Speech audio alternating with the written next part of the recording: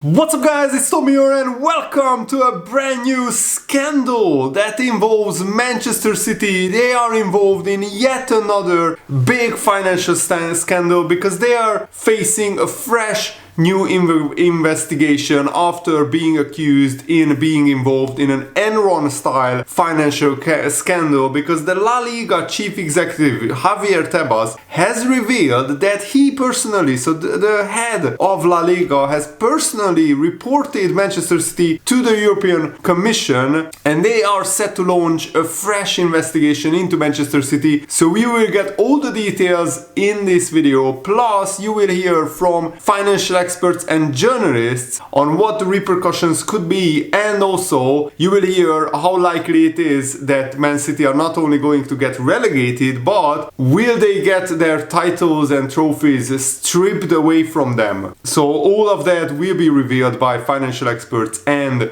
journalists in this video. So if you enjoy a new update on this Manchester City case, then make sure to leave a like on this video, subscribe if you're new around here, and you can support my work on Patreon, so you can contribute that way. As little as $3 a month helps me out to continue making these investigative videos around Manchester City's case. And let me know, how do you feel about the Paris Saint-Germain Liverpool game? What is your score prediction? The big game is tonight. I'm really looking forward to it, and I will cover it after the game, uploading my match reaction to the game. So John Cross, who is a chief football writer in the Mirror newspaper, is reporting that La Liga chief executive Javier Tebas reported Manchester City to the European Commission, and they are investigating the case. Tebas has alleged that Man City have spread their losses and hidden them in a series of related marketing and scouting companies to manipulate their financial fair play figures. And that's why Man City are facing the charges against them in 130 different charges that they broke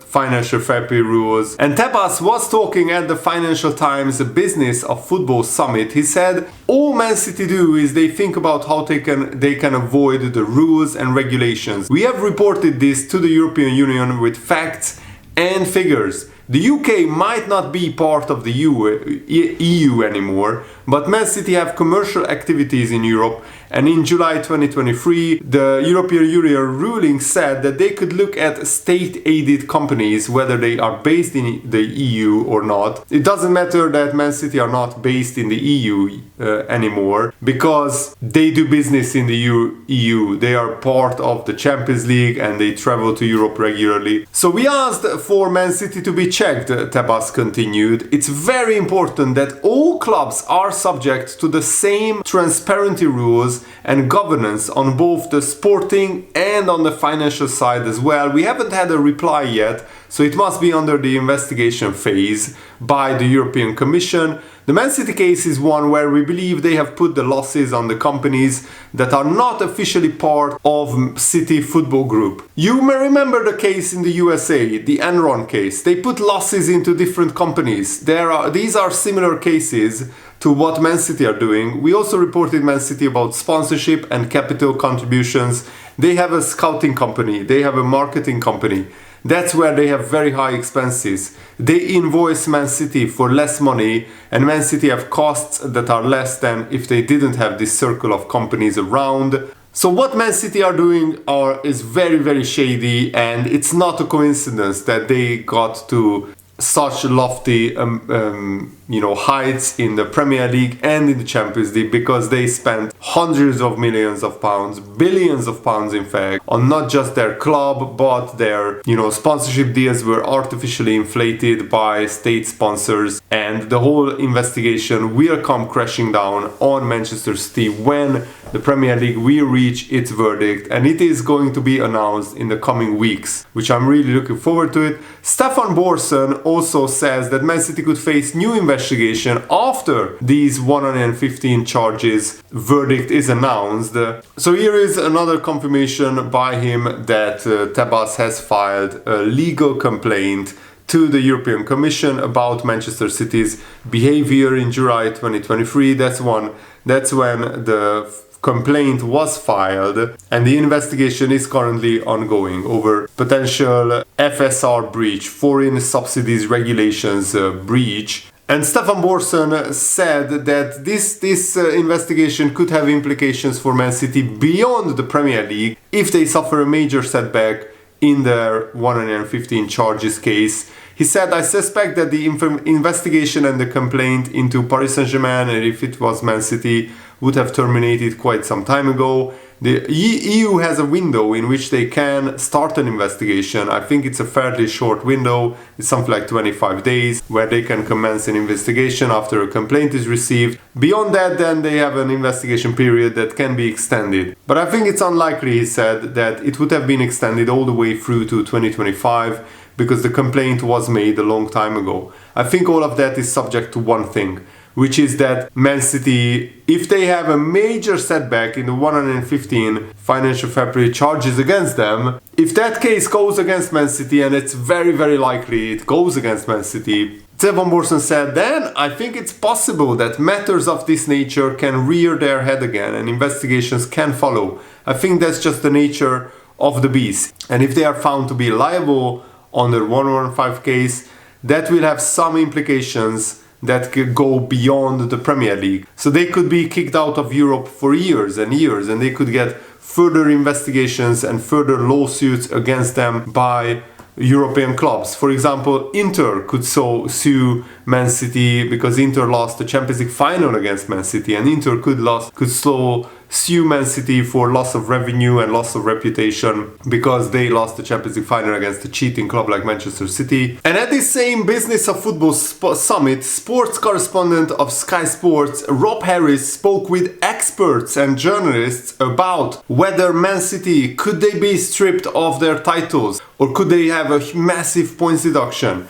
So let's hear what the experts have said, and Matt Hughes, a sports journalist at Football Biz, and Simon Leaf, sports lawyer, as well as Martin Lipton, who is working for that absolute rag scum of a newspaper. I won't even say their name, never buy them, never support them, but I have to include his opinion because he's a chief sports reporter as well. And Matt Hughes said that this Man City case is the clearest example of how football radically can change in just a few years. He said 5-10 years ago I couldn't have imagined journalists and football fans arguing over matters of competition law, issues such as associated party transactions. It feels like the last 10 years of the Premier League has all crystallized in this one case. Simon Leaf also said that this case was truly unprecedented in the history of football and financial regulation in football, and this regulation is around 15 years old. So the big question is, what happens if Man City's guilty verdict is only in a few of the 115 cases and 130 charges against them? Will that lead to a points deduction? So could Man City face points deduction and a heavy fine for each and every single charge broken? And the expert said, we still don't know exactly how many charges Man City are facing. Some even said 130. Everything has been done confidentially. So we will only find out the full set of charges after the verdict is announced. But others may look to precedent because Everton were twice docked points for breaching PSR rules. Nottingham Forest was also docked 4 points last season as well. But these were more straightforward charges which could be very easily proven or in a more straightforward way. Man City's charges relate to overinflated sponsorship deals, which is entirely more subjective and much more difficult to prove. A sponsorship deal involving a global super club like Manchester United would have a vastly different value to one with a newly promoted side like Southampton. Simon Leaf said, what it comes down to is trying to assess the market value of these deals. And it's very hard to know what the value should be from club to club. Equally, the rights are not the same in every deal. Some include hospitality access for sponsors. One of the deals we did a few years ago involved the country's national ballet being able to appear at the club's stadium. How do you put a market value on something like that? The big question, could Man City's titles be stripped from them? And here is what the experts said. There seems to be no appetite to take retrospective punishment, said Hughes. Leaf said it was still too early to say. I suspect there will be certain clubs looking at this and saying, actually, we would have been entitled to payments for qualifying for the Champions League or even bonuses from sponsors from finishing first or finishing in a different position. But Martin Lipton, of course, works for that scumbag of a newspaper. He said, if you were to strip titles, the single most iconic moment in the history of the Premier League, Sergio Aguero's 94th minute goal against Queen's Park Rangers to win the league, didn't happen. You can't rewrite history to that extent. So he said that title stripping is just not going to happen. But that's not how it should work. Look at Lance Armstrong. Lance Armstrong won the Tour de France like 6 or 7 times. And he cheated. He was a clear and cut doping case. So all of his titles were stripped away, even though he won those titles in iconic fashion. I watched those Tour de France races. I was a big fan of the Tour de France growing up as a kid. During the summer, there was no football on, so we watched the Tour de France, and it was an iconic moment when Lance Armstrong won back-to-back Tour de France titles, and it was still stripped away because he cheated, because he doped, because he broke the rules, and his legacy is forever tainted in the sport of the bicycle. So I think the same should happen to Manchester City. It doesn't matter if Aguero scored that iconic goal to win that league title. If they done so by breaking the rules and cheating, then that title win shouldn't count. And the fans will still remember that fondly, but the rest of the football community should remember it as a club cheating their way to Premier League titles. Of course, we have to explore the question, what if Man City are cleared? If Man City's position is cleared and vindicated, it's likely to lead to serious questions about the Premier League and the Premier League's ability to effectively govern its clubs and enforce their rules and financial regulations. And this is at a time when football is on course to become subject to wider independent regulation by the UK government. Something is widely supported by supporter groups. Other clubs, of course, who have faced punishments in the past we'll also want to pick through the details of the verdict, and they may have questions about how the rules are applied. And it also opens the door for Man City to go for the jugular. If Man City were to be cleared of absolutely everything, then the next question will be, what happens to the Premier League leadership? Of course, we know that after the verdict, any side can appeal the verdict. Hughes said, we are hoping to get an initial judgment next month, so that is the month of March. And Simon Leaf noted it's highly unlikely there will be a finding that both sides are happy with, so it will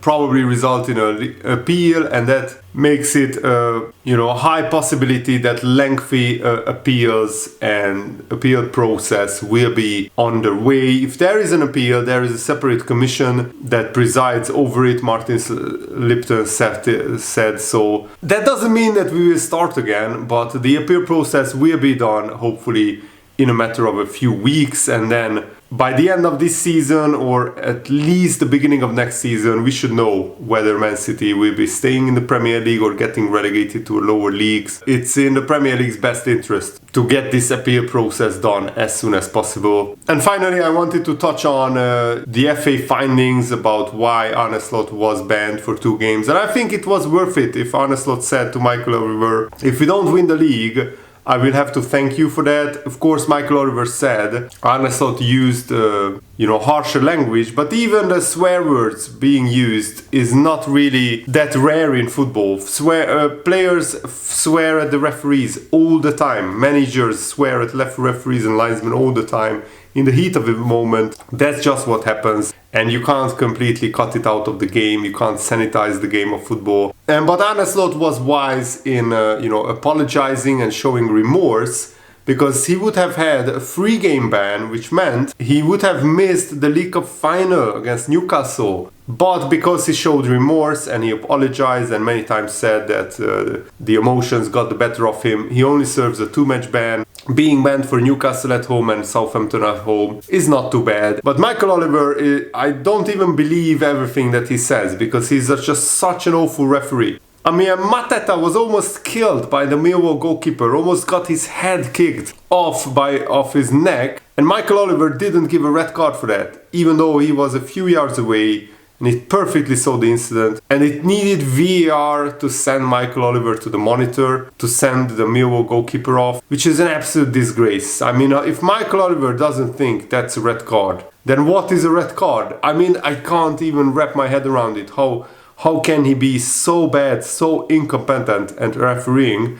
And Gary Neville is saying he's the best referee in the UK. God save us if he's the best referee that the Premier League has. And I mean, that just shows why Liverpool and many other clubs had so many problems with referees, because they are just all absolutely awful, incapable of doing their job, and that's frankly embarrassing. And the Premier League should just dismantle the whole PGMOL as it is, sack Howard Webb, sack the majority of the older referees, keep the younger ones, bring some better referees over from Europe, and also separate VAR from the referees and have VAR being worked by people who are not referees, who are not mates of the referees, because that is the biggest problem. The whole refereeing union is just an obvious old boys club who all protect each other. And the main problem with the English referees is not that they make bad decisions, that's part of it of course, but every referee will make bad decisions. The problem is their fragile egos and the old boys club that protects their egos. How many times have VAR refused to overturn blatantly wrong decisions because they don't want to upset the on-field referee or they don't want to hurt his reputation? Saying there aren't better referees is just such nonsense. You could grab literally 50 people off the street, train them for a year, and you would end up with at least a couple of dozen referees who are better than the current standard. And that just shows where the referee's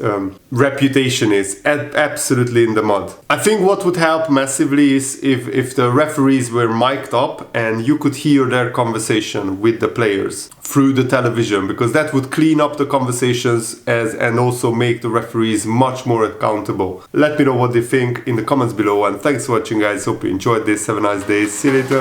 Goodbye.